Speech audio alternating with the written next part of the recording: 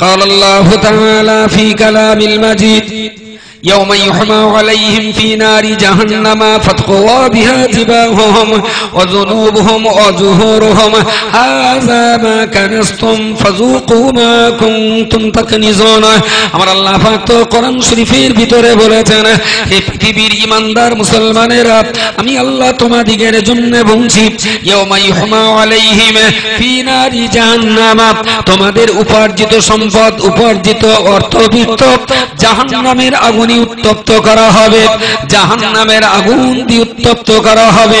ফাতুকওয়া বিহা জিবাহুম ওয়া যুনুবুহুম, এবং সেই জাহান্নামের আগুন দিয়ে তোমাদের সম্পদগুলোকে উত্তপ্ত করে তোমাদের দুই চিবুকে সেঁকচা লাগানো হবে, দুই পার্শ্ব দেশে, দুই পৃষ্ঠ দেশে গরম দেওয়া হবে।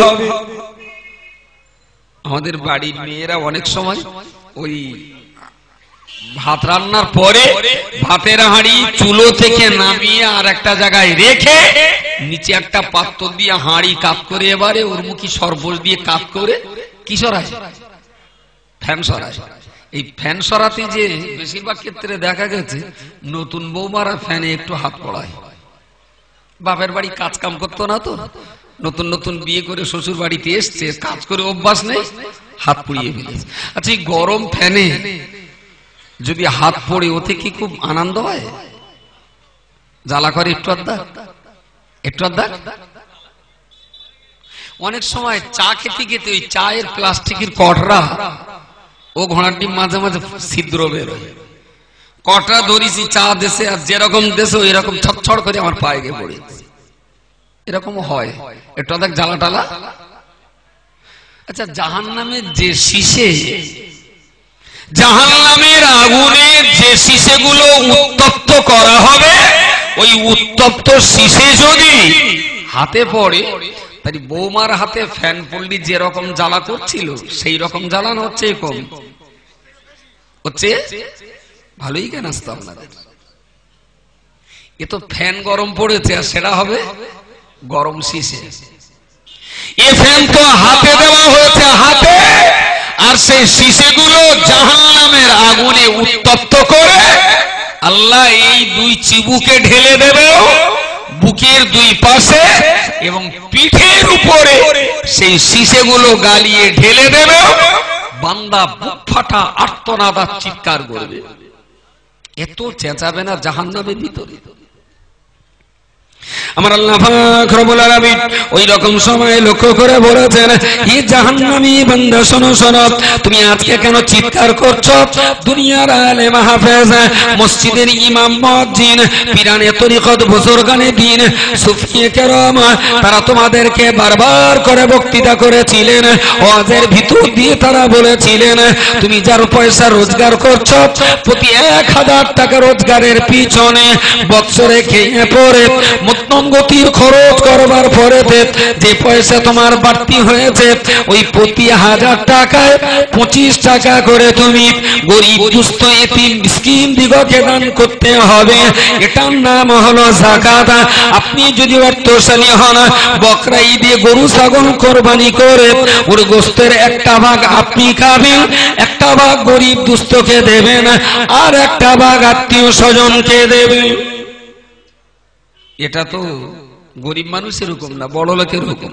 আল্লাহ যাদের দিয়েছেন, যারা উপার্জন করছেন, তাহলে বকরা ঈদে গরু জবাই করে গোশত খাওয়া মানে, বকরা ঈদের গরু জবাই করে গোশত খাওয়া মানে এক্ষুনি গোশতর কিলো কত? 130 টাকা। কিন্তু বকরা ঈদের যারা গরু কোরবানি করেন, ওর বাড়ি যদি 1 কেজি গোশত ওঠে, ওর দাম কত পড়বে? 1 ভাগ তো গরিবের, 1 ভাগ কুটুমির আত্মীয়দের দিয়ে, তবে 1 ভাগ তো বাড়ি। তাহলে 1 কেজি মানে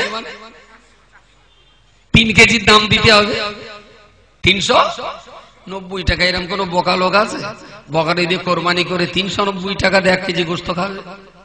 আমাদের সমাজে প্রচুর চালাক আছে, ও জানে বকরা ঈদে দিলে পার কেজি গোশতের দাম পড়ে যাবে 390 টাকা। কি দরকার বকরা ঈদে দেওয়ার, ওর চাইতে কিনে খাবো। সমাজে বহু লোক আছে এখনো কোরবানি করার হিম্মত থাকার পরেও কোরবানি করে না। ও শঙ্করপুর, জুজুরগাছা, নজরনগর, বাগানাটি, যা কোরবানি হচ্ছে 22টা, 50টা, 58টা গরু, যদি হিসেব করা হয় তাহলে ও ডবল হবে। অনেকেই আছেন কোরবানি করবার উপযুক্ত কিন্তু করেন করেন। ঠিক আছে, টাকা জমা থাক, কোরবানি করার কি দরকার? কিনে খাবো 130 টাকাতে, 390 কিনে 390 টাকাতে কিনে খেতে যাবো। প্রিয় শ্রোতা মণ্ডলী, মনে রাখুন আমার আল্লাহ পাক যে কোরআন শরীফের ভিতরে বলেছেন, পৃথিবীর যে সমস্ত মানুষেরা গরিব, দুস্থ, এতিম, অসহায় দিগের ন্যায্য পাওনা যারা প্রদান করে নাই, ওদের উপার্জিত অর্থের যে অংশ গরিব মিসকিনের পাওনা ছিল, আপনার উপার্জিত অর্থের যে অংশ এতিম, অসহায় দিগের জন্য বরাদ্দ করা ছিল, ওই অংশ দুনিয়ার কোন মানুষ যদি বঞ্চিত করেন, তাহলে সেই অর্থগুলোকে শীষে আকারে জাহান্নামের আগুনে উত্তপ্ত করা হবে এবং সেই জাহান্নামের আগুনে উত্তপ্ত করার পরে ওই গরম শীষেগুলো আমার আপনার মুখে ঢেলে দেওয়া হবে। পৃষ্ঠদেশ আর পার্শ্বদেশে যখন ঢেলে দেওয়া হবে, জাহান্নামী বান্দাগুলো অত্যন্ত বুক ফাটা কান্না কাঁদতে থাকবে, চিৎকার চেঁচামেচি করতে থাকবে। আমার আল্লাহ পাক রব্বুল আলামিন তাদের দিকে ধিক্কার দিয়ে বলবেন, পৃথিবীর মসজিদের ইমাম সাহেব তোমাকে যাকাত দিতে বলেছিল, ইমামের চিৎকারের আওয়াজ তো তোমার কানে সেদিন যায়নি। আলেম মাওলানা যাকাত দিতে বলেছিল, ও চিৎকারের আওয়াজ তো তোমার কানে সেদিন যায়নি। পীর সুফি দরবেশ ওলি আব্দাল গণেরা তোমাকে যাকাত দিতে বলেছিল, সে আওয়াজ তোমার কানে যায়নি।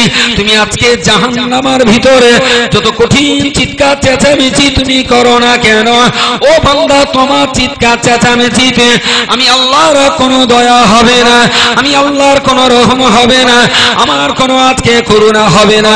ওগো বান্দা, তুমি এত চিৎকার করছো, তোমার কি চিৎকার করতে লজ্জা হয় না? যে শীষে তোমার আপনার মুখে ঢেলে দেওয়া হয়েছে, যে শীষে তোমার পিঠে আর বুকে উত্তপ্ত করে ঢেলে দেওয়া হয়েছে, এ শীষে তো পরে টাকা গরম করে দেয়নি, অন্যের টাকা গরম করে তো তোমাকে দেওয়া হয়নি, তোমার টাকা গরম করে তো তোমাকেই দেওয়া হয়েছে। ফাযুকু মা কুনতুম তাকনিজুন, অতএব এ শাস্তি তোমাকেই ভোগ করতে হবে।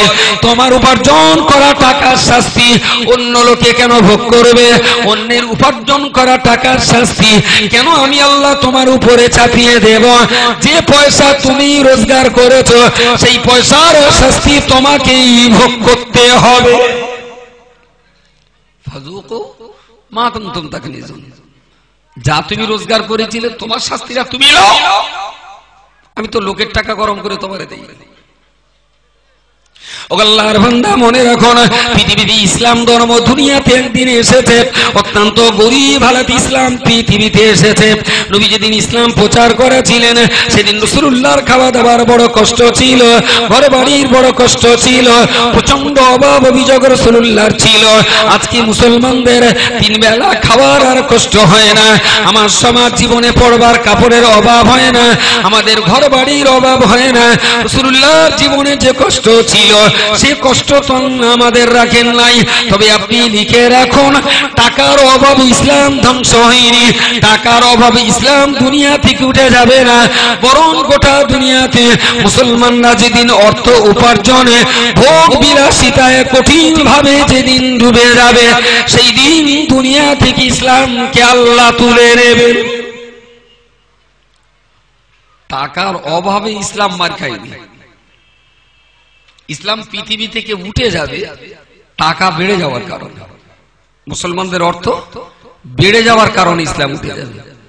মুসলমানরা গরিব বলে হজ করতে পারেনি, তাই কাবার দরজা বন্ধ হয়েছে, মিথ্যে কথা। মুসলমানদের টাকা ছিল না, তাই মাদ্রাসা বন্ধ হয়ে গেছে, মিথ্যে কথা। মুসলমানদের অভাবে তাড়নায় পড়ে তারা কাপড় কিনতে না পেরে নামাজ পড়েনি, এটাও মিথ্যে কথা। ইসলাম পৃথিবীতে উঠে যাবে শুধু মুসলমানরা কোটিপতি হওয়ার কারণে। রাসূলুল্লাহর হাদিস সেই কথা বলে। প্রিয় শ্রোতা মণ্ডলী, মনে রাখুন কিয়ামতের পূর্ব সময়েতে এই দুনিয়াতে ইসলামী আন্দোলন করার জন্য আমার আল্লাহ পাক রব্বুল আলামিন মায়ের পেট থেকে আরেকটা সন্তানকে দুনিয়ার জমিনে পাঠিয়ে দেবেন। ওই সন্তানটার নাম হলো হযরত ইমাম মেহেদী আলাইহিস সালাম। আর একজন বান্দাকে আমার আল্লাহ চতুর্থ আসমান থেকে পৃথিবীর জমিনে নামিয়ে দেবেন।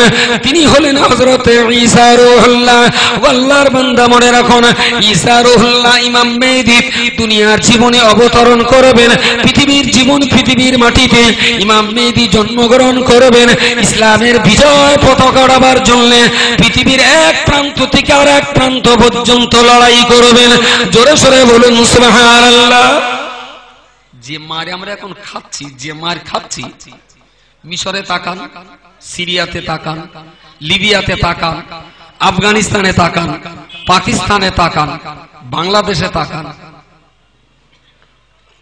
আমরা ভারতবর্ষ যারা এ কাজ করেছে আমি তাদের ধিক্কার জানাই। ভারতবর্ষের বাবরি মসজিদকে যারা ভেঙেছে আমরা তাদেরকে ধিক্কার জানাই।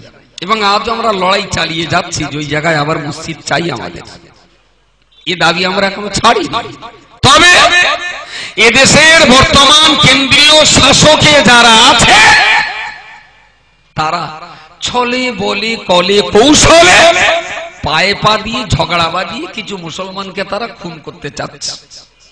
দিল্লিতে যে সরকার এখন আছে, আমার কথা বোঝা যায় না, ওরা কিন্তু পায়ে পা দিয়ে ঝগড়া বাঁধিয়ে যে কোনো উপায়ে কিছু মুসলমানকে ওরা খুন করতে চাচ্ছে। এতে আমাদের একটা ইমানি পরীক্ষা দিতে হবে। কিন্তু এখানে নাই আমাদের বিজেপি মারছে, মিশরে কারা মারছে, আফগানিস্তানে কে কাদের মারছে, বাংলাদেশে কে কাদের মারছে, সিরিয়াতে, লিবিয়াতে। যদিও আন্তর্জাতিক প্রেক্ষাপটের ইতিহাসের পাতা উল্টিয়ে গভীরভাবে যদি আমরা একটু ভিতরে প্রবেশ করি তাহলে দেখতে পাবো মিশরের মুসলমানরা মুসলমানদেরকে মারছে, তার পিছনে হাত রয়েছে আমেরিকার মতো শয়তানের। বাংলাদেশের মুসলমানরা মুসলমানদেরকে মারছে, তার পিছনে কাজ করছে আমেরিকা নামীয় শয়তানের বাচ্চারা। সৌদি আরবটাকেও তারা কিনে ফেলেছে, মিশর, লিবিয়া, সিরিয়া সব পিছন দিক দিয়ে নল ছেলে ছেলে একটা দল আর একটা দলের দিয়ে মার খাওয়াচ্ছে। প্রিয় শ্রোতা মণ্ডলী, মনে রাখুন কোরআন শরীফে আমার আল্লাহ পরিষ্কার করে বলেছেন, লা তাত্তাখিযুল ইয়াহুদা ওয়ান নাসারা আউলিয়া। হে পৃথিবীর মানব মণ্ডলী, লা তাত্তাখিযু, তোমরা কোনোদিন গ্রহণ করবে না ইহুদা ওয়ান নাসারা আউলিয়া। হে পৃথিবীর ঈমানদার মুসলমানেরা, আমি আল্লাহ তোমাদের বারণ করছি, তোমরা যেন কোনোদিনের জন্য তোমরা যেন ইহুদি খ্রিস্টান দিগকে নিজেদের অভিভাবক কখনো মনে করবে না, নিজেদের অভিভাবক কখনো মনে করবে না। ইহুদি আর খ্রিস্টান জাতি এরা কখনো মুসলমানদের উপকারী বন্ধু হতে পারে না। ইহুদি খ্রিস্টান সম্প্রদায় এরা কখনো মুসলমানদের কল্যাণকামী হতে পারে না। আজকে নিশ্চিত করে আমরা দেখতে পাচ্ছি ইরাকের একটা স্বাধীন সার্বভৌম ইসলামী স্টেটকে সাদ্দাম হোসেনের মতন সরকারটাকে খ্রিস্টানেরাই সর্বনাশ করে দিয়েছে। আজকে তাকিয়ে দেখুন ফিলিস্তিনের গাজাতে নিরীহ মুসলিম মা বোনদের নির্মম ভাবে অত্যাচার করেছে, পশুর মতো জুলুম আর অত্যাচার করে করে মুসলিম আধিপত্যটাকে সর্বনাশ করে দেওয়ার পিছনে ইসরাইল নামীয় শয়তান তারা হাত সবচেয়ে বেশি। আপনি তাকিয়ে দেখবেন আফগানিস্তানের মতো একটা স্বাধীন সার্বভৌম সরকারটাকে ইহুদি খ্রিস্টানরাই সর্বনাশ করছে, বাংলাদেশটাকে তারাই সর্বনাশ করছে, পাকিস্তানটাকে তারাই সর্বনাশ করছে, লিবিয়া মিশরটাকে ইহুদি খ্রিস্টানরা একটা আর একটার সঙ্গে যোগসূত্র তৈরি করে গোটা মুসলমানদের শক্তিকে খর্ব করে দেবার যে চেষ্টা তারা চালিয়ে যাচ্ছে, ওদের এই চেষ্টা করতে করতে এমন একটা কঠিন মুহূর্ত এসে যাবে গোটা দুনিয়ার ইমানদার মুসলমানেরা মক্কা শরীফ আর মদিনা শরীফের ভিতরে কুক্ষিগত হয়ে যাবে।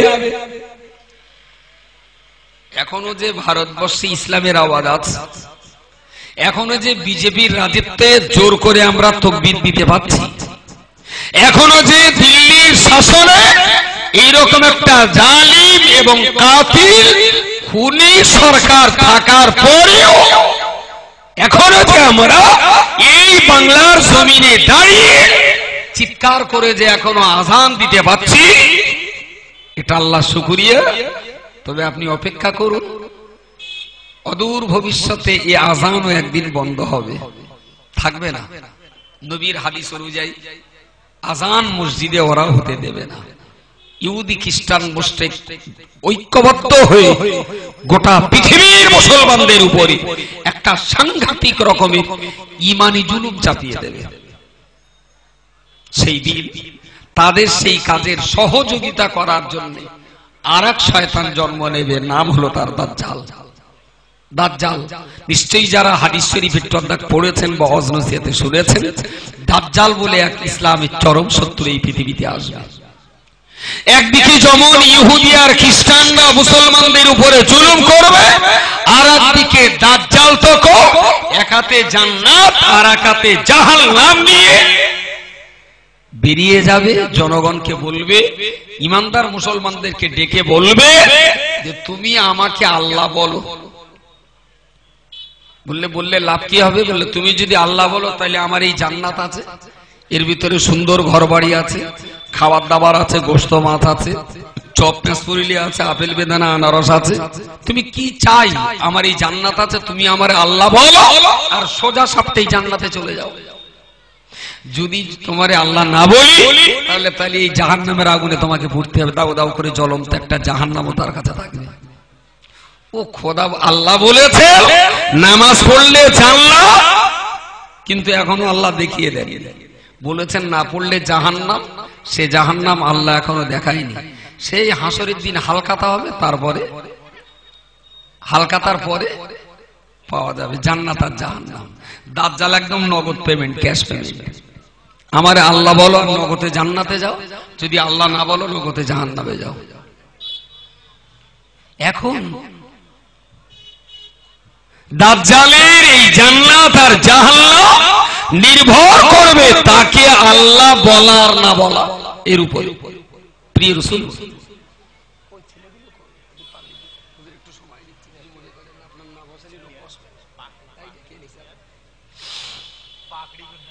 জান্নাত আর জাহান্নাম তাকে আল্লাহ বলার না বলার উপরে নির্ভর করবে। হাদিস শরীফে রাসূল কে বলেছেন?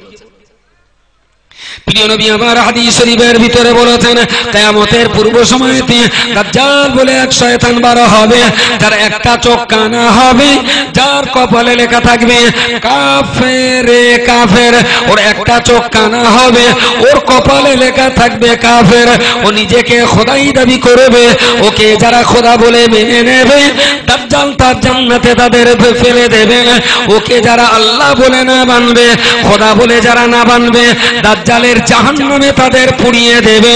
রাসূলুল্লাহ হাদিস শরীফে বলেছেন, দাজ্জালকে আল্লাহ বলে দাজ্জালের জান্নাতে যারা চলে যাবে আসলে তারাই হলো খোদার জাহান্নামের বাসিন্দা। বোঝা যায়নি? দাজ্জালের জান্নাতে ঢোকা মানে আল্লাহর কিসে ঢোকা? আল্লাহর জাহান্নামে ঢোকা। আর দাজ্জালের জাহান্নামে ঢোকা মানে জোরে বলো আল্লাহর জান্নাতে ঢোকা। এটাও রাসূল বলে দিয়েছে। দাজ্জাল সেদিন চোখে আঙুল দিয়ে বলবে, তুমি যদি আমার আল্লাহ বলতে পারো তোমার বিল্ডিং বালাখানার অভাব হবে না। তুমি যদি আমার আল্লাহ বলতে পারো তোমার খাবার কষ্ট হবে না। তুমি যদি আমাকে আল্লাহ বলো তোমার স্ত্রীর কোনো অভাব হবে না, তোমার পোশাকের অভাব হবে না, ভোগ বিলাসিতার অভাব হবে না, তোমার খাওয়া পরার কষ্ট থাকবে না, আরাম বিরামের কষ্ট হবে না। আমার এই জান্নাতের ভিতরে তুমি খাবার বস্তু পাবে, বসবাসের ঠিকানা পাবে, পরার বস্ত্র পাবে, ফুর্তি করবার মতো মত পাবে, জীবন যৌবনের জ্বালা মেটাবার জন্য অসংখ্য সুন্দরী নারী তার ভিতরে থাকবে। ইচ্ছা মতো যাকে ইচ্ছা সে মেয়েটার সঙ্গে তুমি সংগ্রাম করতে পারবে। দাজ্জাল যখন পার্থিব জীবনের এই বিরাট সুখের কথা যখন দেখিয়ে দেবে, পৃথিবীর মানুষেরা দেখার সঙ্গে সঙ্গে একদিকে দেখতে পাবে দাজ্জালের জাহান্নাম, দাউ দাউ করে জ্বলন্ত আগুন জ্বলবে, জ্বলবে, ইটভাটা ড্যাম্পারের মতো আগুন জ্বলবে, অপরদিকে অট্টালিকা সুখের সুন্দর বিল্ডিং দেখতে পাবে। দাজ্জালকে আল্লাহ বললে পরে এই সুন্দর খাওয়া পড়ার জায়গা পাবো, দাজ্জালকে আল্লাহ না বললে পরে এই জ্বলন্ত আগুনে আমাদের পুড়িয়ে মারা হবে। ও বান্দা মনে রাখুন, যাদের ভিতরে লোভ কাজ করছে, যাদের ভিতরে ভালো খাবার, ভালো পরবার, বড় হবার, বেশি অর্থ রোজগার করবার এই লোভ যাদের ভিতরে বিদ্যমান, মুফতি সাহেবের বক্তৃতা অনুযায়ী তো গুনতে হবে, আল্লাহর কালাম নবীর হাদিস অনুযায়ী তো গুনতে হবে। দাজ্জালের এই জাহান, আপনার দাজ্জালকে আল্লাহ বলার পরে যে জান্নাতের বিরাট অট্টালিকা দেখতে পাবো, এই লোভকে আমি আপনি সামলাতে পারবো। রাসূল বলেছেন 1000 মুসলমানের ভিতরে 1000 মুসলমানের ভিতরে 999টা মুসলমানের ঈমান দুর্বল হওয়ার কারণে দাজ্জালকে আল্লাহ না বললেই তো পুড়ে মরতে হবে, আর আল্লাহ বললেই তো সুখের ঠিকানা পাওয়া যাবে। প্রতি 1000-এর ভিতরে 999 জন মুসলমান দাজ্জালের খপ্পরে পড়ে তারা ঈমান হারিয়ে ফেলবে। বলুন সকলে নাউযুবিল্লাহ। এই জন্য রাসূল বলেছেন, যখনই হাত তুলবে আল্লাহর কাছে একটু দোয়া করবে, ওগো আল্লাহ, দাজ্জালি ফিতনা থেকে তুমি আমাদেরকে বাঁচিও। দাজ্জালের ফিতনা হলো পৃথিবীর সবচেয়ে বড় ফিতনা। আমাদের মতো আপনারা তো শ্রোতা, হাদিস শরীফে যেগুলো পড়েছি আমরা, এই পড়ার পরে আমাদেরই মনে হয় আল্লাহ দাজ্জালকে যেন আমাদের দেখতে না হয়, আল্লাহ দাজ্জাল আসার আগে তুমি আমাদের তুলে নিও। ওর খপ্পরের হাত থেকে ঈমান বাঁচানোর মতো রসদ আল্লাহ আমাদের নেই। নবী বলেছেন 1000 মুসলমানের ভিতরে 999টা মুসলমান দাজ্জালকে আল্লাহ বলে মেনে নিয়ে দাজ্জালের জান্নাতেই চলে যাবে, ওই ভোগ বিলাসিতায় ডুবে যাবে। আর একটা মুসলমান দাজ্জালকে আল্লাহ বলে অস্বীকার করবে, তুমি আল্লাহ না। দাজ্জাল বলবে, ওরে জান্নাত দেবার মালিক আমি, জাহান্নাম দেবারও মালিক আমি। যিনি আল্লাহ তিনি তো জান্নাত আর জাহান্নাম দিতে পারেন। ইমানদার মুসলমান দাঁড়িয়ে বীরের মতো বলবে, ওরে শয়তান, ওরে ভণ্ড, ওরে ধাপ্পাবাজ, ধোঁকাবাজ, চিটিংবাজ। রাসূলুল্লাহ হাদিস শরীফে বলেছেন, দাজ্জালের একটা চোখ কানা হবে, তোরও তো একটা চোখ কানা। রাসূলুল্লাহ হাদিস শরীফে বলেছেন, দাজ্জালের কপালে চামড়ার উপরে লেখা থাকবে কাফেরে কাফের। আমি আমার দিব্য চোখে তোমার কপালে কাফের লেখা দেখতে পাচ্ছি, অতএব আমি কোনোদিন তোমাকে আল্লাহ বলতে পারি না। জোরে বলুন সুবহানাল্লাহ। ওই ইমানদার মুসলমান পীরের মতো চেঁচিয়ে বলবে, না না, আমি তোমাকে আল্লাহ বলবো না। দাজ্জাল বলবে, তুমি যদি আমাকে আল্লাহ না বলো, এই মুহূর্তেই তো আমি তোমাকে আগুনে পুড়িয়ে মারবো। ইমানদার মুসলমান দাঁড়িয়ে পীরের মতো বলবে, ওরে শয়তানের বাচ্চা, শয়তান শোন শোন, রাসূলুল্লাহর হাদিস শরীফে যেটা পড়েছি, তোর জাহান্নামে পুড়তে পারলেই তবেই তো আল্লাহর জান্নাতকে হাসিল করা যাবে। জোরে বলুন সুবহানাল্লাহ। আমি তোর জাহান্নামকে কোনো ভয় পাই না, তোর জান্নাতের কোনো লোভ আমি করি না, তোর জাহান্নামের অট্টালিকা পছন্দ, জান্নাতের অট্টালিকা পছন্দ করি না, তোর জান্নাতের মহিলা সব ভোগ করতে রাজি না, তোর জান্নাতের খাদ্য খোরাক খেতে রাজি নই, বরং রাসূলুল্লাহর হাদিস অনুযায়ী তোর জাহান্নামে আগুনে পড়ার জন্য আমি আল্লাহর গোলাম, আমি নবী মুহাম্মাদের নাচিজ উম্মত, তোমার জাহান্নামে পড়ার জন্য আমি তৈরি আছি। সব ওই রকম সময়তে দাজ্জালের মতন ভণ্ড খোদায় দাবি করনেওয়ালা ইমানদার ওই মুসলমানটাকে ধরে তার জ্বলন্ত আগুনে যখন ফেলে দেবে, সেই আগুনের বিরাট স্রোতে একবার উঠবে, একবার নামবে, দাউ দাউ করে জ্বলন্ত আগুনে জ্বলবে। ওই আগুনে জ্বলতে জ্বলতে, ওই আগুনে জ্বলতে জ্বলতে ইমানদার মুসলমান সেদিন বলবে, ওরে পৃথিবীর ইমানদার মুসলমানেরা, দাজ্জালের আগুনের জাহান্নামের ভিতরে আমি আল্লাহর জান্নাতের সিঁড়ি দেখতে পাচ্ছি।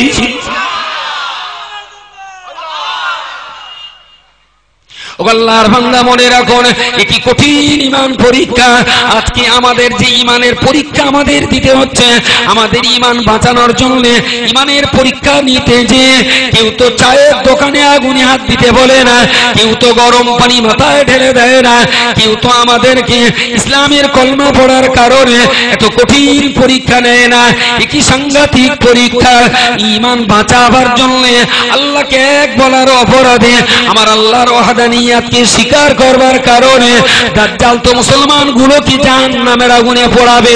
ওই মুসলমানটা জাহান্নামের আগুনে পুড়তে পুড়তে চিৎকার করে বাকি মুসলমান দিগকে বলবে, তোরা যারা আল্লাহর জাহান্নামের প্রত্যাশী, তোরা যারা আল্লাহর জাহান্নামের শান্তির আশা করবি, আমি তোদের বিনয়ের সঙ্গে বলছি, না না, দাজ্জালের কবরে যাবি না, দাজ্জালের অট্টালিকায় ভোগ করতে যাবি না।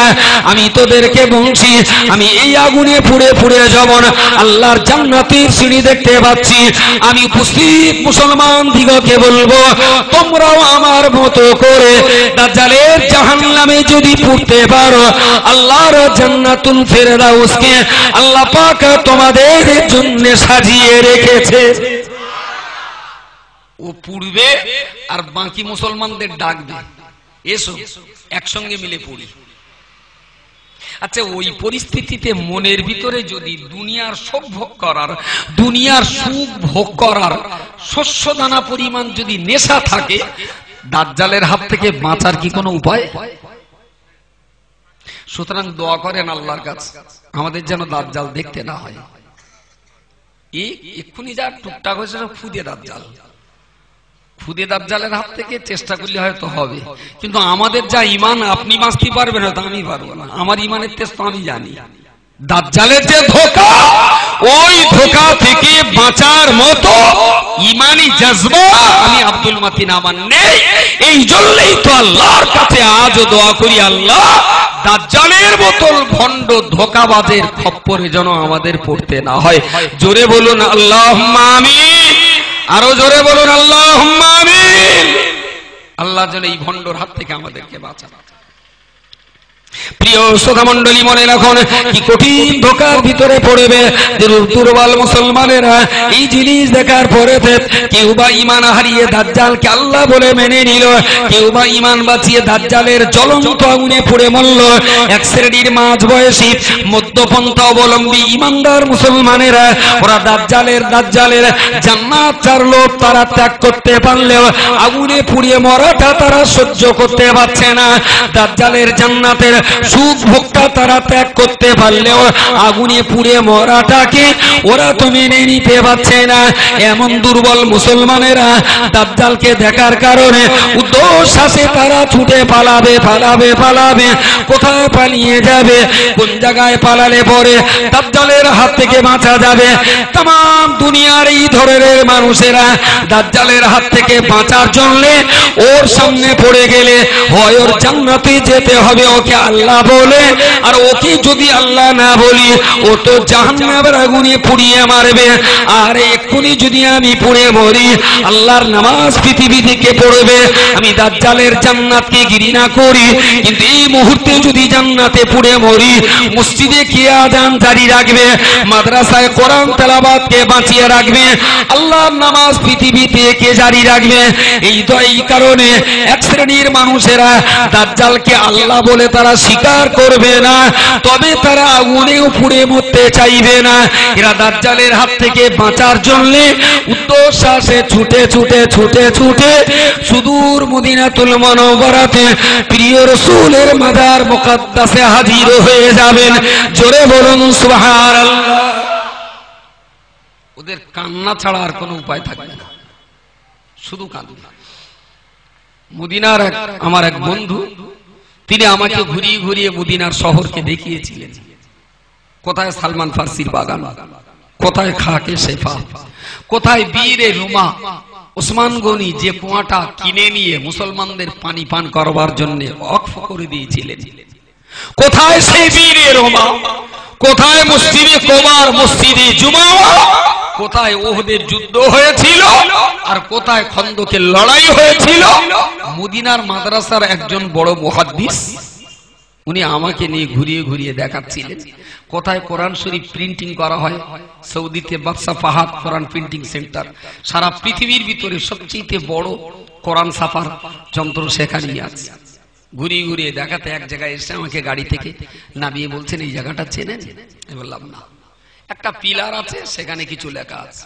বললেন রাসূলুল্লাহ এই জায়গাটা ইশারা করে দিয়ে বলেছিলেন, দাজ্জাল সারা পৃথিবী দাপিয়ে বেড়ালেও দাজ্জাল এই বর্ডারে এসে থেমে যাবে, রাসূলুল্লাহর মদিনাতে দাজ্জাল প্রবেশ করতে পারবে না।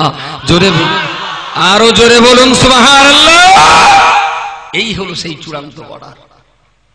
লোকটা বলছেন, চোখে পানি এসে গেছে, এই সেই জায়গা। বললো ইমানদার মুসলমানেরা ইমান বাঁচানোর জন্য সারা পৃথিবী থেকে পতঙ্গের মতো ছুটে ছুটে তার এই বাউন্ডারির ভিতরে আসবে, দাজ্জালের ভিতরে যেতে পারবে না। এটা রাসূলুল্লাহর ইজ্জত, এটা বিশ্ব নবীর একটা মুআজিজা। ওর ভিতরে দাজ্জাল যেতে পারবে না, মুসলমানরা ওর ভিতরে থেকে যাবে। রাসূল বলেছেন ওই জামানায় 1000 মুসলমানের ভিতরে 999টা মুসলমান বেঈমান হয়ে দাজ্জালের জান্নাতে চলে যাবে। একটা মুসলমান যা থাকবে, কেউ পুড়ে মরবে আর কেউ কেউ পালিয়ে মদিনাতে চলে যাবে। ঠিক সেই রকম একটা সময় ইমাম মেহেদীর আত্মপ্রকাশ ঘটবে। ইমাম মেহেদী ঈসা রুহুল্লাহ আলাইহিস সালাম এনাদের আত্মপ্রকাশ ঘটবে। ইমাম মেহেদী 40 বছর বয়সে তার আত্মপ্রকাশ ঘটবে। ঈসা রুহুল্লাহ আলাইহিস সালাম চতুর্থ আসমান থেকে মক্কা শরীফের খানায়ে কাবায় নেমে আসবেন। আল্লাহর বান্দা মনে রাখুন, ইমাম মেহেদী আর আপনারা আত্মপ্রকাশ ঘটার সঙ্গে সঙ্গে কাবা তওয়াফ করবেন। ওই তওয়াফ করা অবস্থাতে মুসলমানের ইমাম মেহেদীকে চিনে ফেলবে। ইমাম মেহেদীকে জড়িয়ে ধরে মুসলমানরা কান্নায় ভেঙে পড়বেন। ওগো ইমাম মেহেদী, রাসূলুল্লাহর হাদিসে পড়েছিলাম আল্লাহ আপনাকে দুনিয়ার জমিনে পাঠিয়ে দেবেন বিশ্ব মুসলমানদের হিত গৌরবকে ফিরিয়ে দেওয়ার জন্য। আপনি মুসলমানদের হয়ে লড়াই করবেন। ওগো আল্লাহর বান্দী ইমাম মেহেদী, तमाम দুনিয়াতে মুসলমানদের আর কোনো ইজ্জত নাই। আমাদের মসজিদগুলি ইহুদি খ্রিস্টানেরা তছনছ করে দিয়ে বিশ্বাখানা বানিয়ে দিয়েছে। আমাদের মাদ্রাসাগুলোকে তারা সুর পোশাক খোয়ার তৈরি করেছে।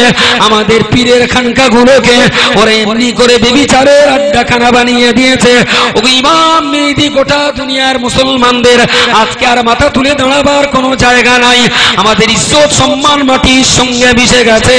দাজ্জাল আমাদের সর্বনাশ করে দিয়েছে, আমাদের মসজিদ মাদ্রাসাগুলোকে শেষ করে দিয়েছে।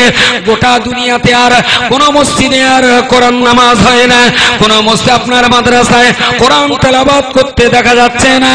আমরা ঈমান বাঁচানোর তাগিদে পৃথিবীর মাটি ছেড়ে দিয়ে, দুনিয়ার সমস্ত জায়গা ছেড়ে দিয়ে মসজিদে নববী, মসজিদুল হারাম, হারামাইন শরীফাইনের ভিতরে আমরা আশ্রয় নিয়েছি। ওগো ইমাম মেহেদী, কি করে মুসলমানদের ইজ্জত রক্ষা হবে? কি করে আবার টুপির ইজ্জত আমরা ফিরে পাবো? কি করে দাড়ির ইজ্জত আমরা ফিরে পাবো? কি করে পৃথিবীর মাটিতে আবার মসজিদ তৈরি হবে? কোন কায়দায় দুনিয়ার মাটিতে আবার ইসলামের বাতাবরণ তৈরি হবে? হুজুর আপনার সঙ্গে আমরা আছি, আপনি আমাদেরকে সঙ্গে নিয়ে ইসলামের বিজয় পতাকা ওড়াবার জন্য আপনি চেষ্টা করুন। জোরে বলুন সুবহানাল্লাহ। ইমাম মেহেদী আলাইহিস সালাম মুসলমানদের চোখের পানি তিনি মুছিয়ে বলবেন, না না না না, আর কাঁদতে হবে না, আর কাঁদতে হবে না। মুসলমানদের কান্নার দিন শেষ হয়ে গেছে। বাবরি মসজিদ যারা ধ্বংস করেছিল, আমি ইমাম মেহেদী আজ তাদের কৈফিয়ত আদায় করব। জোরে বলুন সুবহানাল্লাহ। জেরুজালেমের বাইতুল মুকদ্দাস মসজিদকে যারা নামাজ যারা বন্ধ করেছিল, আজ তাদের বদলা আদায় করা হবে। গাজা এবং ফিলিস্তিনের গাজা উপত্যকার মুসলিম মা বোনদের ইজ্জত যারা নষ্ট করেছিল, আজকে তাদের বদলা আদায় করা হবে। ইরাকের মাটিতে ইসলামী স্থাপত্য শিল্প যারা বোম মেরে মেরে ধ্বংস করেছিল, আজ তাদের প্রতিশোধ আদায় করা হবে। পাকিস্তান, বাংলাদেশ, ভারতবর্ষ, ইরান, ইরাক, চীন, জাপান, ফ্রান্স, ইটালি, গোটা দুনিয়ার মুসলিম আধিপত্যকে যারা সর্বনাশ করেছিল, ও মুসলমানেরা তোমাদের ভাবতে হবে না। আল্লাহ পাক রব্বুল আলামিন, আমি ইমাম মেহেদী আমাকে মুসলমানদের হারিয়ে যাওয়া ইজ্জতটাকে পুনরুদ্ধার করার জন্য আমি ইমাম মেহেদী, আল্লাহ পাক আমাকে দুনিয়াতে পাঠিয়েছে। আর কাঁদতে হবে না, কান্নার দিন শেষ হয়ে গেছে। আর কে ধরা? ধৈর্য ধারণ করো। ইমাম মেহেদী যুদ্ধের পরিকল্পনা নেবেন। মুসলমানরা ইমাম মেহেদীকে ইমাম করে দিয়ে তার পিছনে সমস্ত মুসলমানরা দাঁড়িয়ে যাবে। সমস্ত মুসলমানরা দাঁড়িয়ে যাবে, শুরু হবে এবার লড়াই। বলো, বাইতুল মুকাদ্দাসের মসজিদ তৈরি করেছিল কে? বলবেন নবী সুলাইমান আলাইহিস সালাম করেছিলেন। কেন করেছিলেন? না আল্লাহর সিজদা দিয়ে আল্লাহকে ডাকার জন্য করেছিলেন। তাহলে সেই মসজিদে তোমরা নামাজ বন্ধ করেছো ইহুদিদের বাচ্চা কেন? বলো। ওরা বলবে মসজিদকে আমরা কেড়ে নিয়ে বেশ করেছিলাম। ইমাম মেহেদী লড়াই শুরু করবেন, অল্প দিনের ভিতরে তাদেরকে শেষ করে দিয়ে হারিয়ে যাওয়া বাইতুল মুকাদ্দাস জেরুজালেমের মসজিদুল আকসার হারিয়ে যাওয়া ইজ্জতকে ইমাম মেহেদীর দ্বারা আল্লাহ আবার মসজিদুল আকসাকে মুসলমানদের হাতে ফিরিয়ে দেবেন। জোরে বলুন সুবহানাল্লাহ। আজকে মসজিদুল আকসার ভিতরে ইসরায়েল আর আমেরিকা আর ব্রিটেনের পুলিশেরা জুতো পায়ে দিয়ে মসজিদুল আকসাকে বেইজ্জতি করছে, এখনো করছে। এই মসজিদের হারিয়ে যাওয়া ইজ্জত ফিরে আসবে না? আসবে না। নবী পাকের হাদিস কখনো মিথ্যা? আপনি খুলুন আলামতে কিয়ামত, কিয়ামতের আলামতের অধ্যায় খুলুন, হাদিসগুলো জলজল করছে মিশকাত, বুখারী, তিরমিজি, আপনার মুসলিম শরীফের ভিতরে। প্রিয় শ্রোতা মণ্ডলী, মনে রাখুন আপনার ইমাম মেহেদী রাহমাতুল্লাহ আলাইহি ওখান থেকে আবার আর এক জায়গায় চলে যাবেন। এমন করে গোটা দুনিয়াতে মুসলমানদের উপরে যে জুলুম, যে অত্যাচার করা হয়েছিল, সেই অত্যাচারের বদলা আদায় করবেন। ওই বদলা আদায় করতে করতে তাম দুনিয়ার ইহুদি খ্রিস্টান জাতি ওরা বলবে না আমরা করিনি, বলে তোমরাই তো মসজিদকে সর্বনাশ করেছিলে, মাদ্রাসা সর্বনাশ করেছিলে, পীরের খানকা সর্বনাশ তোমরা করেছিলে, লাইব্রেরি কুতুবখানা তোমরাই তো আগুন দিয়ে যাও দাও করে জ্বালিয়ে পুড়িয়ে সর্বনাশ তোমরা করেছিলে। এমন লড়াই করতে করতে তাম দুনিয়ার মাটিতে মুসলমানদের একটা বংশ, তারা ইমাম মেহেদীর ইসলামী ভাষণ শোনার পরেতে লক্ষ লক্ষ মুসলমান মানুষেরা ইসলাম তারা কবুল করে নেবেন। জোরে বলুন সুবহানাল্লাহ। কেউ বা ইসলাম কবুল করবেন, আর কেউ বা যুদ্ধে কতল হয়ে যাবেন। দেখতে দেখতেই হযরত ঈসা রূহুল্লাহ আলাইহিস সালাম তিনি দুনিয়ার জমিনে অবতরণ করবেন। ইমাম মেহেদী ঈসা রূহুল্লাহ দুজনে এক প্যাক্ট হয়ে লড়াই শুরু করবেন। দাজ্জালকে হত্যা করা হবে, দাব্বাতুল আরদকে হত্যা করে দেওয়া হবে।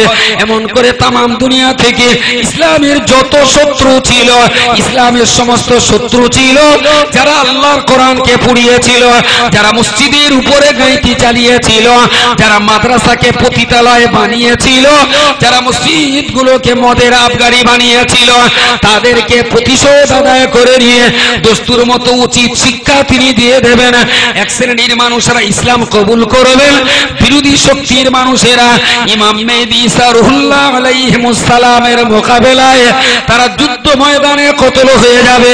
পৃথিবীর পূর্ব, পশ্চিম, উত্তর, দক্ষিণ তাম দুনিয়া জমিনেতে আজকে আর ইসলামের বিরুদ্ধে কথা বলার মতো এক পিস মানুষ সেদিন আর বাকি থাকবে না। এক পিস। আজ বিনয় তুগাড়িয়ে বলছেন 2020 সালের ভেতরে ভারতবর্ষের যে কটা মুসলমান আর খ্রিস্টান আছে সব কটার হিন্দু করে দেব। বক্তাটার নাম বিনয় তুগাড়িয়া।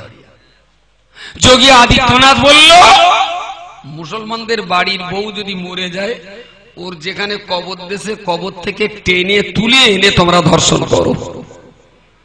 মরা মুসলমানদের বাড়ির মরা মেয়েদের সঙ্গে ধর্ষণ করার পরামর্শ যারা দেয়, তারা আজ যাই হোক মানুষ হওয়ার কোন যোগ্যতা তাদের আছে?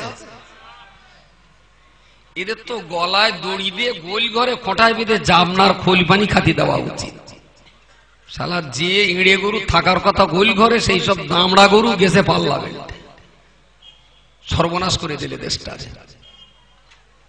বিনয় তোগাড়িয়া যোগী আদিত্যনাথ থেকে নিয়ে বিজেপির অনেক অনেক পান্ডা নেতা, লিডার, ক্যাডার, তারা চাচ্ছে মুসলমানদের এক ঢোক রক্ত একটু তারা পান করতে চায়। কিন্তু ওরা বলছে পাকিস্তানে যাও, বাংলাদেশে যাও, ভারতে তোমাদের থাকা হবে না। এরা তা ভারতে আমরা থাকলে যদি তোদের অসুবিধা, আমরা চলে যাচ্ছি। কিন্তু নীতিশ আর লালু ওরা তো মুসলমান না। নীতিশ আর লালু এরা তোদের কপালে আর নাকের ডগা এত ঝামা পয়সা দিলে তার উপায় কি হবে? নীতিশ লালু দুটোই তো হিন্দু। বিহারের ভোটে আচ্ছা কায়দাকে তো মুখে গোবর ঘষে দিয়েছে, এতেও তোর গা লজ্জা হয়নি এখনো? যত দোষ শুধু মুসলমানদের উপরে।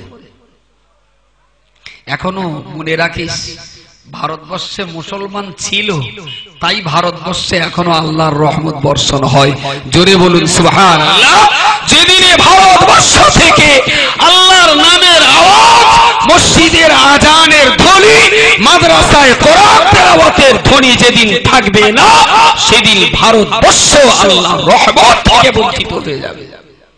হিম্মত নেই। কাল কি কামরুজ্জামান বলছিল, বেশ তত্ত্ব দিয়ে দিয়ে এই 2 বছর এখন পড়িনি, বোধহয় 18 বার না 19 বার আমাদের চার দোকানদার পৃথিবীর বিভিন্ন দেশ বেরিয়েছে। 18-19 বার ও চার অ্যাডভার্টাইজ করতে গেছে। খেয়ে দেখো 1 নম্বর দার্জিলিং চা। 18-19 বার। একজন টেলিভিশন সাংবাদিক তিনি বলেছেন যে যেখানে যেখানে গেছে খবর নিয়ে দেখা গেছে আমাদের নরেন্দ্র মোদী মহাশয় সেখানে গিয়েছেন, ফিরে আসার পরই সেখানে বন্যা। উনি এক জায়গায় গিয়েছেন, ফিরে আসার পরই সেখানে খরা। উনি এক দেশে গিয়েছেন, ফিরে আসার পরই দেখা যাচ্ছে সেখানে চাষাবাদের ক্ষয়ক্ষতি। তার মানে এত বড় গজব যে মাটিতে পা দিয়েছে সে মাটি থেকে আল্লাহ বরকত তুলে নিয়েছে। দেশের অবস্থা দেখুন, এক্সপোর্ট ইম্পোর্টের কারবার যা করে, বড় বড় হিন্দু ভাই যারা ব্যবসা করে প্রত্যেকটা হিন্দু হাত পা কামড়াচ্ছে যে শালা চোখ ছেড়ে দিয়ে তো ডাকাতি পোষা বাঁধা হলো। টক সহ্য করতে পারিনি বলে এক জায়গায় ঘর মাধ্যম মাথা উঁচু করে দিই, তার উপরে তেঁতুল গাছ। এ কি সব বোনাস? এক্ষুনি যদি ভোট হয়, যে 31টা হিন্দু ভাই ওদের ভোট দিয়েছিল তার ভেতরে 11টা হিন্দু ওদের ভোট দেয় কিনা সন্দেহ আছে। এরপরেও 11-22টা হিন্দু যদি ভোট দেয় তাহলে বুঝতে হবে যাদের ব্যবসা বাণিজ্য কিচ্ছু নেই, মারামারি কাটাকাটি হলে লুটে পিটে খাবার ধান্দা তাদের, এই কটা চিটিং বাদ ছাড়া বিজেপির কোনো ভদ্র হিন্দু ভোট দেবে না। ভদ্র ব্যবসাদার যারা তারা দাঙ্গা চায় না। ভদ্র কোটিপতি এক্সপোর্ট ইম্পোর্টের কারবার যারা করেন ওরা দাঙ্গা চায় না। কোন হিন্দু যারা এইভাবে প্রতিষ্ঠিত ব্যবসায়ী তারা কখনো দাঙ্গা পছন্দ করে না। দাঙ্গা যদি বেঁধে যায়, আচ্ছা হাওড়ার এপারে তো 90% মুসলমানের বাস, কিন্তু ওপারে প্রায় 50-50 বলা যায় হিন্দু মুসলমানের দোকান। আচ্ছা মুসলমান করা যদি ইউনিয়ন করে হিন্দু দোকানের মাল খাওয়া বন্ধ করে দেয়, মুসলমান করা যদি ইউনিয়ন করে হিন্দু দোকানে যদি মাল কেনাকাটা বন্ধ করে দেয়, এই দোকানগুলো চলবে বলে মনে হয়? হ্যাঁ হ্যাঁ চলবে। ব্যাগ গিয়ে হিন্দু মুসলমান, মুসলমানের দোকানের মাল হিন্দু খায়, হিন্দুর দোকানের মাল আমরা কেনাকাটা করি। এই যে সম্প্রীতির বাতাবরণ, মিলেমিশে আমরা এই বাংলায় বসবাস করছি, শালা শয়তানের বাচ্চাকে সহ্য হচ্ছে না। নড়িয়ে চড়ে পায়ে পাদে ঝগড়া বাঁধিয়ে হিন্দু আর মুসলমান একটু ডিভাইডেশন করার চক্রান্ত তারা বারবার আগুন নিয়ে খেলা করছে, বারবার আগুন নিয়ে খেলা করছে। কিন্তু আলহামদুলিল্লাহ এই বাংলার হিন্দুরাই তাদের নাকে বেশ ভালো করেই ঝামা ঘষে দিচ্ছে, দেখতে পাচ্ছি, ভালোই দেখতে পাচ্ছি। আমরা জানবেন বিজেপি একটা মসজিদ ভেঙেছে, অযোধ্যার বাবরি মসজিদ। ইমাম মেহেদী আর ঈসা রুহুল্লাহ আসবেন, সারা পৃথিবীতে ইসলামের আর কোনো শত্রু থাকবে না, সব শেষ হয়ে গেল। কোন শত্রু আর ইসলামের থাকলো না, একদম একচ্ছত্র হয়ে গেল। ইমাম মেহেদী ঈসা রুহুল্লাহ আলাইহিস সালাম পৃথিবীর এক প্রান্ত থেকে আর এক প্রান্ত পর্যন্ত ওয়াজ নসিহত বক্তৃতা করা শুরু করবেন। নামাজ পড়তে বলবেন, রোজা করতে বলবেন, হজ করতে বলবেন, যাকাত দিতে বলবেন, গান শুনতে বারণ করে দেবেন, সুদ খাওয়া নিষেধ করে দেবেন, নাচানাচি গাবাগাবি এসব কিছু তারা নিষেধ করে দেবেন। কোরআন হাদিস শরীফের আইন কানুন আদর্শগুলোকে তারা বক্তৃতা করবেন। দীর্ঘদিন ধরে বিরাট মারধর খাবার পরেতে মুসলমানরা একটা সুদিন ফিরে আসবে। ইমাম মেহেদী ঈসা রূহুল্লাহ আলাইহিস সালামের নসিহত উপদেশ বাণী অনুযায়ী মুসলমান সবাই 5 ওয়াক্ত নামাজি হয়ে যাবে।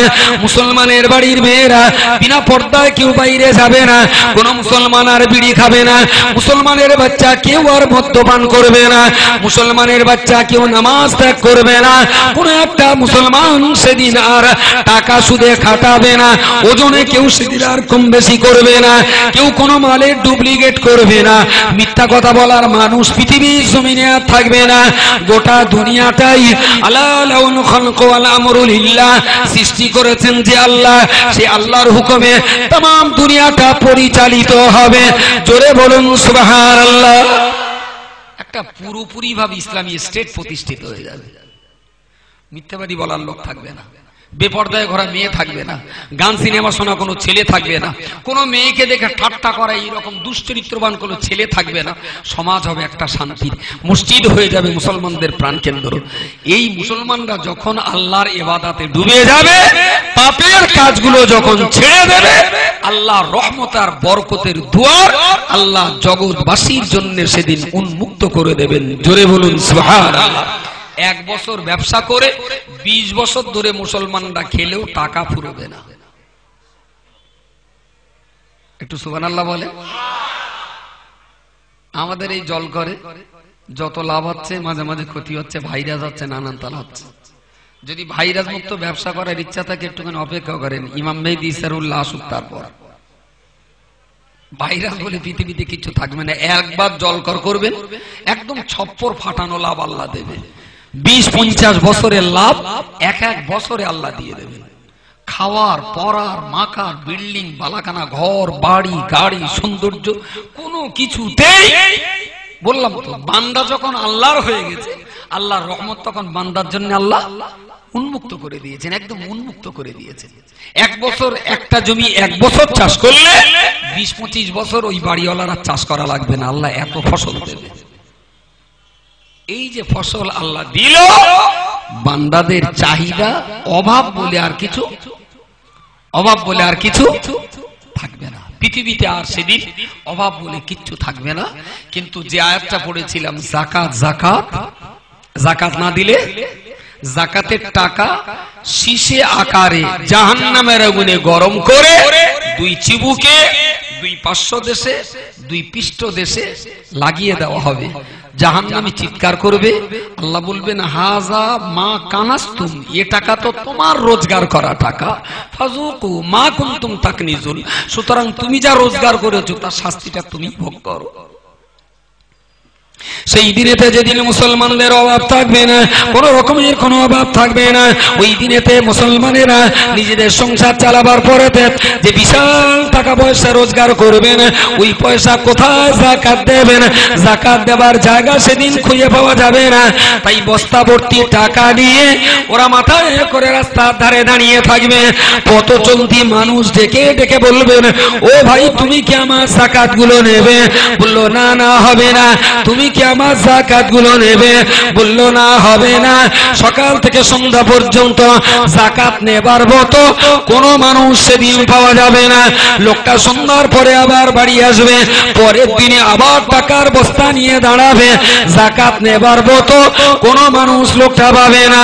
বেশ কিছুকাল পরেতে ছিন্ন বস্ত্র, ছিন্ন পোশাকের, ছেঁড়া করা জামা কাপড় পরা একটা মানুষকে ডেকে বলবেন, ও আল্লাহর বান্দা শুনুন না। বলে কি ব্যাপার? বলে আপনি কি আমাকে জাহান্নাম থেকে বাঁচাবেন? বলে কি করলে তুমি বাঁচবে? বলে আমার যাকাত গুলো তুমি যদি গ্রহণ করতে পারো তবে তো আমি জাহান্নাম থেকে বাঁচবো। আমার টাকাগুলো একটু তুমি নেবে? লোকটা শুনে বুঝে মুচকে হেসে বলবেন, টাকা নিতে পারি, তবে আমার বাড়ি বইয়ে দিয়ে আসতে আসতে। এ আবার ভিআইপি ফকির। এমনি কিছু কিছু ফকির আছে, বাবা দুটো কিছু খাওয়া, তাই তো বললো বসো, দুটো ভাত এনে দিয়ে রবি। আমার না সুগার, তোমার মার বলো দিন দুটো রুটি করে দেয় কি? ফকিরেরও সুগার হচ্ছে, তার মানে কি গেলা গিলেছে। এ হলো ভিআইপি ফকির। মোটা চালির ভাত খায় না, ভালো সরি চাল মিনিকেটুলি ভালো হয়। এ ফকিরকে বললো যাকাতের টাকাগুলো নেবে, বলে হ্যাঁ নিতে পারি, বাড়ি বয়ে দিয়ে আসতে আসতে এ বেচারা এখন জাহান্নাম থেকে বাঁচার নেশায় সেই টাকার বস্তা মাথায় করে ওর পেছনে পেছনে হাঁটে। বাড়ি পর্যন্ত গেল, বিরাট একটা অট্টালিকা। ও মনে করলে বোধহয় এই লোকটা এই বাড়ির চাকর টাকর হবে, রাখাল টাকাল হবে। বললে কেন রাখো। একটা ছেলে বলে খোকা দুটো ভাত পানি দিদিন খেয়ে নে, দুটো ভাত পানি খেয়ে নেবে। সারাদিন তো লোকটার খাওয়া দাওয়া হয়নি, খাইয়ে দাইয়ে তার বিল্ডিং এর একটা ঘরের ভিতরে নিয়ে যাবে, নিয়ে দুই ধারে শুধু টাকার বস্তা পাহাড় করা। ওর ঘরের ভিতরে দেখতে পাচ্ছ বলে এগুলো কি বলো বলে সব টাকা। বললো কি মনে হয়? তাহলে টাকা আপনার টাকা। বলে আমার টাকা না, আসলে আমার যে টাকাগুলো সেসব আমার ওই ভেতরের ঘরে আছে। প্রত্যেক 100 টাকা থেকে 2.5 টাকা করে বার করে আমার এই টাকাগুলো হয়েছে। এ সব হলো জাকাতের মাল। কারে দেবো তাই খুঁজে পাচ্ছি না, তোমার জাকাত তুমি আমারে দেবে?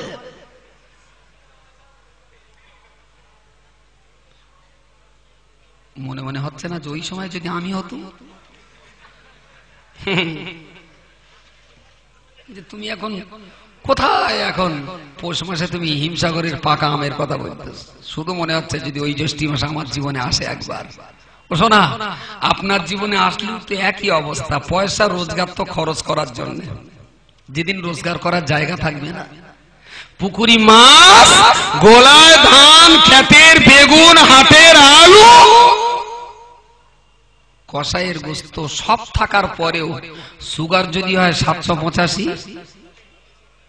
জি জি, আমার মাল জনগণ খাবে, আমার শুধু শক্তি হবে, কিছু করার নেই। তো সেই জমানায় আপনি জন্ম নিয়ে লাভ করবেন কি? আপনিও তো নাম কোটিপতি হয়ে যাবেন। জাকাত কাকে দেবেন? প্রিয় শ্রোতা মণ্ডলী, মনে রাখুন, যাকাতের মালের টাকাগুলোকে সামনে রেখে কোটিপতি আর বড় লোকেরা মাথার চুল ছেঁড়াছেড়ি করবেন। আর কোরআন শরীফে বলেছে যাকাত না দিলে জাহান্নামের আগুন উত্তপ্ত করে ঢেলে দেওয়া হবে। ওগো আল্লাহ, তুমি আমার বাড়িতে একটা গরিব পাঠিয়ে দাও, আমি যেন যাকাতের হক আদায় করতে পারি। সকাল থেকে সন্ধ্যা, সন্ধ্যা থেকে সকাল, 24 ঘন্টা চিৎকার করে আর্তনাদ করার পরেতেও যাকাত দেবার মতো একটা গরিব, একটা মিসকিনকে পাওয়া যাবে না। ও বান্দা, মনে রাখো না, ওই দিনে মুসলমানদের অর্থে আল্লাহ এত অধিক বরকত নামিয়ে দেবেন। অতিরিক্ত বরকতের কারণে, অতিরিক্ত টাকার মালিক হয়ে যাবার কারণে ইমাম মেহেদী আলাইহিস সালাম এত সুন্দর একটা সমাজ তিনি রেখে দিয়ে দুনিয়া ছেড়ে বিদায় গ্রহণ করবেন। ঈসা রুহুল্লাহ মারা যাবেন, ইমাম মেহেদী ইন্তেকাল করবেন, মদিনাতুল মুনাওয়ারাতে তাদেরকে দাফন করে দেওয়া হবে। ইমাম মেহেদী ঈসা রুহুল্লাহ একটা সুন্দর সোনার চাঁদ জামানা রেখে দিয়ে, মুসলিম রাষ্ট্র রেখে দিয়ে ইমাম মেহেদী ঈসা রুহুল্লাহ দুজনেই দুনিয়া ছেড়ে বিদায় হয়ে যাবেন। আর পৃথিবীতে কোনো ওয়াজ থাকবে না, আর কেউ কোরআনের কথা বলবে না, আর কেউ নামাজের কথা বলবে না, আর কেউ হজের কথা বলবে না, আর কেউ গান সিনেমা হারাম এ কথা আর বলবে না, তাসকালা হারাম এ ফতোয়া কেউ দেবে না। ইমাম মেহেদী ঈসা রুহুল্লাহ কবরের মাটিতে চলে গেলেন মানে পৃথিবীর শেষ হয়ে গেল, নসিহত শেষ হয়ে গেল, উপদেশ দেওয়ার মানুষ কবরে চলে গেল। পৃথিবীতে আজকে আর ইসলামের বিরুদ্ধে কথা বলার কোন মানুষ থাকবে না, ইসলামের উপদেশ দেওয়ার মতো আর কোন মানুষ দুনিয়াতে থাকলো না। ওয়াজ শেষ, আর পৃথিবীতে ওয়াজ থাকবে না। কোরআন হাদিসের উপদেশ বাণী না থাকার কারণে এই মানুষ, এই মুসলমান সুখ শান্তি ভোগ করতে করতে করতে করতে আবার এদের উপরে নেমে আসবে সাংঘাতিক রকমের অভিশাপ। ভোগ বিলাসিতায় পড়ে এরা আর নামাজ পড়বে না, ভোগ বিলাসিতায় পড়ে এরা আর কোরআন পড়বে না। হতে হতে হতে এমন একটা দিন আসবে, কাবা শরীফ আল্লাহর কাছে ক্রন্দন করবে। আল্লাহ জিজ্ঞেস করবে, কাবা তুমি কাঁদছো কেন? আল্লাহ পাকের কাবা ক্রন্দন করে বলবেন, ও রব্বুল আলামিন, আল্লাহ তুমি আমাকে কাবা বানিয়ে দিয়েছো, ফাওয়াল্লি ওয়াজহাকা শাতরুল মসজিদিল হারামি। আপনি পৃথিবীর মুসলমানদের বলে দিয়েছেন যে তোমরা কাবার দিকে মুখ করে নামাজ পড়বে। ফাওয়াল্লি ওয়াজহাকা শাতরুল মসজিদিল হারামি, কাবার দিকে মুখ করে নামাজ পড়বে। ইন্নাস সাফা ওয়াল মারওয়াতা মিন শাআইরিল্লাহি, হজ এবং হাজী এবং মুতামির কাবার চত্বরে সাফা মারওয়া সাই করবে, আল্লাহর কাবা তওয়াফ করবে। কিন্তু রব্বুল আলামিন আল্লাহ গত 24 ঘন্টা একটা দিন পেরিয়ে গেল, তাম দুনিয়া থেকে একটা মানুষ আমার দিকে ফিরে নামাজ পড়িনি। 24 ঘন্টা কেটে গেল আল্লাহ, পৃথিবীর কোন মুসলমান আমি কাবা আমাকে একবারের জন্য তারা তওয়াফ করিনি। আল্লাহ আমি কাবা থেকে লাভ কি? এরাও তো আমাকে আর তওয়াফ করে না, এরা আমার দিকে ফিরে আর নামাজ পড়ে না। মসজিদ গুলো কাঁদবে, আল্লাহ আমরা হলাম সেজদা করবার জায়গা। গ্রামের লোক আমাদের কার আমাদের বুকে এসে কপাল মাটিতে দিয়ে সুবহান রাব্বিয়াল আলা এ কথা আর কেউ বলছে না। আল্লাহ আমি মসজিদ থেকে লাভ কি? আল্লাহ তুমি আমাদেরকে ভেঙে গুড়িয়ে মাটির সঙ্গে মিশিয়ে দাও।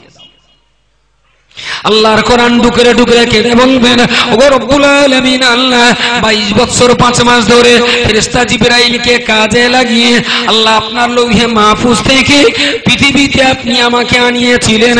আমি কোরআন রাসূলুল্লাহকে শুনিয়েছিলেন। ফেরেশতা জিবরিল 22 বছর 5 মাস ধরে অসাধ্য সাধন করে রাসূলুল্লাহ আমাকে প্রচার করেছিলেন, तमाम দুনিয়ার কোণে কোণে আমায় ছড়িয়ে দিয়েছিলেন। ওগো রব্বুল আলামিন আল্লাহ আমি কোরআন লেখা কিতাব মসজিদের আলমারিতে মওজুদ, বাড়ির আরেন চেস্টে মওজুদ, সোফার উপরে মওজুদ, স্টিলের আলমারিতে মওজুদ, মাদ্রাসার থাকায় মওজুদ। আমি কোরআন পৃথিবীর ঘরে ঘরে আজকে মওজুদ, কিন্তু আল্লাহ আমার দুঃখ রাখবার জায়গা নাই। আমি কাগজ কলমের কোরআন পৃথিবীর মসজিদে, মাদ্রাসা, ঈদগাহ, কবরস্থানের ঘরেতে, লাখো মুসলমানের ঘরেতে আমি আছি বটে, কিন্তু সপ্তাহের পর সপ্তাহ পেরিয়ে যাচ্ছে আল্লাহ কোন মুসলমান একটা বারের জন্য আমি আপনার কোরআন তারা তো আমাকে পড়ে না। আল্লাহ আমি শুধু কিতাবের ভিতরই আছি, কেউ আমাকে পড়ছে না। আল্লাহ মানুষ যদি আমাকে না পড়ে তাহলে আমি পৃথিবীতে থেকে কি করব? আল্লাহ তুমি আমাকে তুলে নাও। আস্তাগফিরুল্লাহ। কোরআন যে আল্লাহর কাছে ফরিয়াদ করছে যে আমি পৃথিবী থেকে আবার লৌহে মাহফুজে ফিরে যাব, এর জন্য কি নরেন্দ্র মোদীর দোষ? কথা বলেন। মসজিদ আর কাবা শরীফ বলছেন আল্লাহ তুমি আমাদেরকে মাটির সঙ্গে মিশিয়ে দাও, কেউ আমাদের দিকে ফিরে নামাজ পড়ছে না, আমাকে কেউ তওয়াফ করছে না, এর জন্য কি জর্জ বুশ আর টনি ব্লেয়ারের দোষ? একটু জোরে বলেন কাদের দোষ? মুসলমানদের। ভোগ বিলাসিতায় পড়ে আল্লাহর ইবাদত যেদিন বন্ধ করে দেবে সেই দিন মসজিদও বলবে আমাকে আল্লাহ ভেঙে দাও, কোরআনও বলবে আল্লাহ আমাকে পৃথিবী থেকে লৌহে মাহফুজে তুলে নাও। প্রিয় শ্রোতা মণ্ডলী মনে রাখুন, ফেরেশতা জিবরিল আমিন আলাইহিস সালাম ফেরেশতাকে লক্ষ্য করে আমার আল্লাহ পৃথিবীতে অবতরণ করতে বলবেন। ও ফেরেশতা জিবরিল, কাবার কথা কতটা সত্য, মসজিদগুলোর কথা কতটা সত্য, মাদ্রাসার কথা কতটা সত্য, কোরআনের কথা কতটা সত্য। ও জিবরিল পৃথিবীর জমিনে সরজমিনে তদন্ত করো। জিবরিল আমিন আলাইহিস সালাম পৃথিবীর জমিনে নেমে আসবেন, গোটা দুনিয়া ঘুরে ঘুরে দেখবেন কাবা মিথ্যা কথা বলিনি, মসজিদ মিথ্যা কথা বলিনি, কোরআন তো মিথ্যা কথা বলিনি। জিবরিল আল্লাহকে বলবেন আল্লাহ মসজিদ, মাদ্রাসা, কাবা, কোরআন এরা সবাই সত্যি কথা বলেছে। আল্লাহ পৃথিবীর মানুষ তারা তো আর কোরআন পড়ে না। আল্লাহ পাক জিবরিলকে বলবেন ও জিবরিল কোরআন দুনিয়াতে রেখে লাভ কি? আমার বান্দারা যদি আমার কোরআন তেলাওয়াত না করে ও কোরআন পৃথিবীতে আর রাখা যাবে না। জিবরিল তুমি যেমন দুনিয়াতে নিয়ে গিয়েছিলে তেমন তোমাকেই দায়িত্ব দিলাম, দুনিয়া থেকে কোরআনটাকে তুমি আমার লৌহে মাহফুজে জমা দাও। ফেরেশতা জিবরিল কোরআন নিয়ে চলে যাবে। একাধ বছর পরেতে পৃথিবীর মানুষেরা কারোর বাপ মরবে, কারো মা মরবে, কারো বাপের 40, কারো মায়ের 4 মাস, ওরা কোরআন পড়ার জন্য খুলবে। আজকে আমার বাপ মরেছে, মা মরেছে, কোরআন তেলাওয়াত করে মায়ের কবরে সওয়াব রেসানি করব। কোরআন জুজদানের ভিতর থেকে কবর যুক্ত কোরআন টেনে বার করবে, মাঝখান থেকে ইয়াসিন খুলতে যাবে, হাউমাউ করে ডুকরে কেঁদে উঠে বলবে আহারে এ কোরআনে কেবলমাত্র সাদা কাগজ রয়েছে, এর উপরে তো ইয়াসিন ওয়াল কোরআনিল হাকিম এ লেখা তো আজকে আর কাগজে নাই। ওরে আমার গ্রামের কোরআন তো আর লেখা নাই, তোমার গ্রামে দেখো ওই মসজিদের কোরআনে কি লেখা আছে বলে না, বলে অমুক মাদ্রাসা দেখো কোরআনে কি আছে। গোটা দুনিয়া তন্ন তন্ন করে দেখা যাবে পৃথিবীর কোন কোরআন শরীফে সেদিন আর লেখা থাকবে না। কাদের দোষে? জোরে বলে। প্রিয় শ্রোতা মণ্ডলী, যে কোরআন না পড়ার কারণে একদিন এই কোরআন আল্লাহ আসমানে তুলে নেবেন। এবার আল্লাহ ইসরাফিলকে বলে দেবেন, ও ইসরাফিল ফেরেশতা, ও মিকা আপনার ইসরাফিল ফেরেশতা, আমি দুনিয়াটাকে তৈরি করেছিলাম, মুসলমান বান্দাদের পাঠিয়ে দিয়েছিলাম, ওরা আমার জিকির করবে, ওরা আমার জন্য নামাজ পড়বে, ওরা কোরআন তেলাওয়াত করবে, ওরা মসজিদে আযান দেবে। ওরা যখন আমার ইবাদত বন্ধ করেছে, না না এই দুনিয়া আর রাখার দরকার নাই, ইসরাফিল তুমি এবার তোমার দায়িত্ব পালন করো। ইসরাফিল ফেরেশতার দায়িত্ব জি সিংহায় ফুৎকার করা, পৃথিবী ধ্বংস, দুনিয়াটা ধ্বংস হবে আল্লাহর ইবাদত বন্ধ হওয়ার কারণে।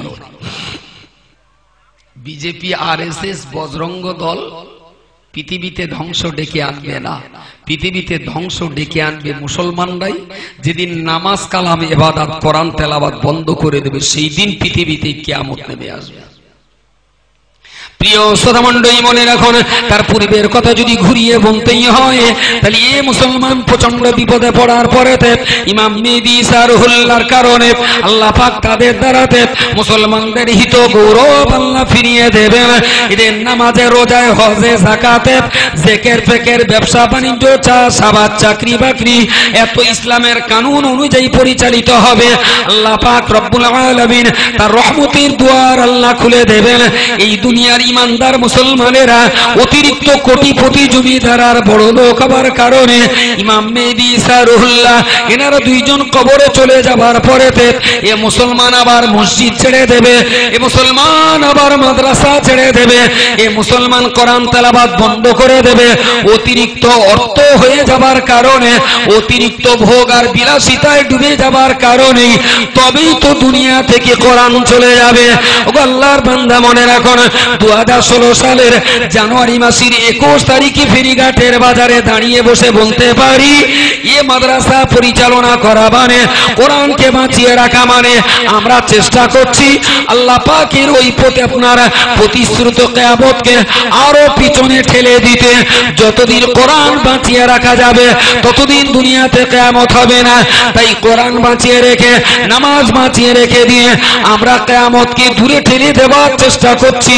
আল্লাহর কোরআনে জিন্দা রাখার জন্য বিরাট কোটিপতি আহামরি ধনকুবের ব্যক্তি মনে হয় না, আমার মনে হয় আল্লাহওয়ালা বান্দা যারা, আল্লাহর জন্য নিবেদিত প্রাণ যারা, ফেরাউন সমকালীন যুগে হাজার হাজার কোটি টাকার মালিক ছিল, কিন্তু তার টাকা ধর্মের পিছনে ব্যয় হয়নি। নমরুদ বিরাট কোটিপতি ছিল, তার অর্থ ধর্মের পিছনে ব্যয় হয়নি। সাদ্দাত বিরাট কোটি টাকার মালিক ছিল, তার অর্থ ইসলামের জন্য ব্যয় হয়নি। ইসলামের জন্য ব্যয় হয়েছে খেটে খাওয়া ক্ষুদ্র চাষি, মিডিয়াম ক্লাসের সাধারণ ক্ষুদ্র ব্যবসায়ী যারা, 2-5 লাখ 10 লাখ টাকার মালিক যারা, 200-500 টাকার মালিক যারা, এই ধরনের মানুষের অর্থদানের বিনিময়ে এই পৃথিবীতে যুগ যুগ ধরে ইসলাম আর কোরআনের খেদমত দুনিয়াতে বেঁচে আছে। ও আল্লাহর বান্দা, মনে রাখুন, নমরুদ, কারুন, সাদ্দাত তামাম দুনিয়ার ভিতরে শ্রেষ্ঠতম কোটিপতি ছিল, কিন্তু তাদের টাকা ধর্মের কাজে কখনো ব্যয় হয়নি। আমাদের দেশে টাটা, বিড়লা, গোয়েঙ্কা, ওদের হাজার হাজার কোটি টাকা আছে, ওদের টাকা ইসলামের কল্যাণে কখনো ব্যয় হবে না। ইসলামের কল্যাণে যদি ব্যয় করতে হয়, মুসলমান মধ্যবিত্ত খেটে খাওয়া রিক্সাওয়ালা, মুটে মজুর, কৃষক, শ্রমিক যারা, ক্ষুদ্র প্রান্তিক চাষি আর ব্যবসায়ী যারা, তাদের অর্থদান আর ত্যাগের বিনিময়ে আল্লাহ পাক তো পৃথিবীতে কোরআনকে বাঁচিয়ে রেখেছেন। জোরে বলুন সুবহানাল্লাহ।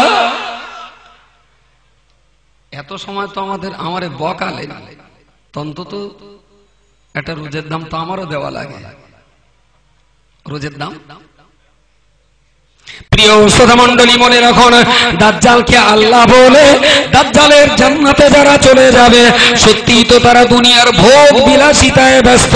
দাজ্জালকে আল্লাহ না বললে একদিকে যেমন ভোগ করা হবে না, অপর দিকে তেমন আগুনে পুড়িয়ে মারা হবে। তাহলে সেই দিনেতে আপনি বাঁচলে দাজ্জালের হাত থেকে বাঁচতে পারবেন কি পারবেন না, তা চূড়ান্ত ভাবে তো আজকে নির্বাচন করা যেতে পারে। যদি দুনিয়া বিমুখ হতে পারি, দুনিয়ার টাকার মাথায় যদি থুতু নিক্ষেপ করতে পারি, দুনিয়ার ভোগ বিলাসিতার মাথায় যদি থুতু দিয়ে দিনের খেদমতে যদি আমি আপনি জীবন কোরবানি করতে পারি, তবেই তো আশা করা যেতে পারে দাজ্জাল যতই আমাদের লোভ দেখাক না কেন, দাজ্জালকে আমরা কখনো খোদা বলে মানতে পারি না। আজকে অন্তত একটা ছোট পরীক্ষা হোক। কি বলিস বোঝা যায়নি? মুফতি সাহেবের কাছে 10,000 5,000 টাকা দিয়েছেন, ভালোই দিয়েছেন, আমি আল্লাহর শুকরিয়া আদায় করছি। আপনারা দিলেও চলবে, না দিলেও চলবে, খোদা কোনো না কোনো উসিলায় চালিয়ে নেবেন। তবে আপনাদের কাছ থেকে একটু চাচ্ছি কেন, জাহান্নামের ওই শীষে ডালার হাত থেকে যাতে বাঁচতে পারেন তার জন্য। ঘোড়ার ডিম দুটো লোকে পয়সা দেবে না তাই মাদ্রাসা চলবে না, ও ভয় আগে লিখবে, এখন লাগে না, এখন লাগে না। এখন মনে করি জনগণ যদি 400 টাকা দান করে আর আল্লাহ যদি রহমত থাকে, ওই 400 টাকার উপরে 4 লক্ষ টাকার কাজ আল্লাহ করিয়ে নিতে পারে। জোরে বলবেন সুবহানাল্লাহ। আমি এখনো আল্লাহর রহমতের উপরে এই বিশ্বাস যদি আমাদের না থাকতো, তাহলে আমরা এই জায়গায় দাঁড়াতে পারতাম না। তথাপিও মাদ্রাসা কতটা ভালো চললো সেটা তো শুকরিয়া আল্লাহর। জাহান্নাম থেকে বাঁচার চিন্তাটাও তো আপনার করতেই হয়, অন্তত আপনার বাঁচার স্বার্থে, আর এদিকে কোরআনকে বাঁচাবার স্বার্থে। আল্লাহর রাস্তায় এখানে যত ভাই আছে, মুফতি সাহেব বড় আলেম, বড় বড় টাকা দিয়েছেন। আমি খুচরো জন্তু, আমার হাতে অন্তত খুচরো 1000 করে দোবালোক, অন্তত গোটা কড়া বললো, আচ্ছা যে কড়া হয় আল্লাহর রহমত। একদম ফটাফট করে একটু বলবেন, বাচ্চা কটার পাগড়িও দিতে হবে, হুজুরও এসেছেন, খুব কষ্ট দিচ্ছি আমি। 1000 টাকা করে কটা লোক দেবে, একটু হাত তোলেন দিন তাড়াতাড়ি, অনেক সময় ধরে টাকা লাগবে না তো, তাড়াতাড়ি তোমার। আলহামদুলিল্লাহ, আল্লাহ পাকের দরবারে অসংখ্য শুকরগুজার হচ্ছি। আমার অত্যন্ত প্রিয়জন স্নেহধন্য ছোট ভাইয়ের মতো তিলডাঙ্গায় বাড়ি, ও বেচারা ছোট্ট একটা প্রেসের কাজ করে, নগদ 1,500 টাকা দান করেছে। আল্লাহ তার দানকে কবুল করুন, উদ্দেশ্য সফল করুন, ইহ পরকালে আল্লাহ ভালাই নসিব করুন। জোরে সরে বলুন আল্লাহুম্মা আমিন। নারে তাকবীর। মজলিসটা গরম রাখুন, আল্লাহকে ডেকে এত জোরে আমিন আর তাকবীর দেবেন, শয়তান যেন দাঁড়াবার জায়গা না পায়। দেখবেন কত তাড়াতাড়ি আল্লাহ টাকা এখানে পাঠায়, কত তাড়াতাড়ি। তাকবীর আর আমিন জোরে না বললি শয়তান বলো জায়গা করে নেবে। একটু জোরে তাকবীর দেন, নারে তাকবীর, নারে তাকবীর।